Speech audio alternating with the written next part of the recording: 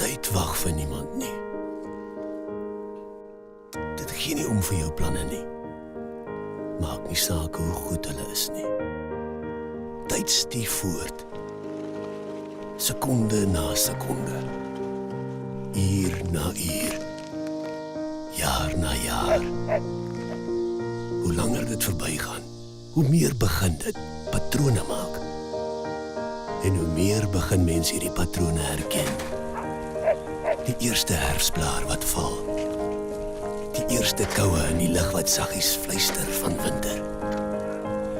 Die eerste bloeisel met sy belofte van lente.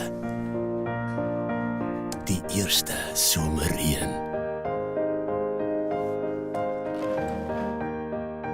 Mens raak gewoond aan die patrone. Na 'n ruk let jy hulle skaars op. Behalwe wanneer 'n patroon gebreek word.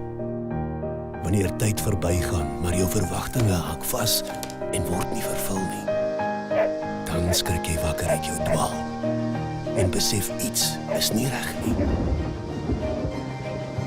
Daar's geen sprake van 'n ding wat lankal moes gebeur het nie. Al wat jy kan doen is maar net hulpeloos sit en wag dat die patroon homself herstel. En hoe langer dit vat, hoe langer die patroon wegbly, hoe dankbaarder is jy.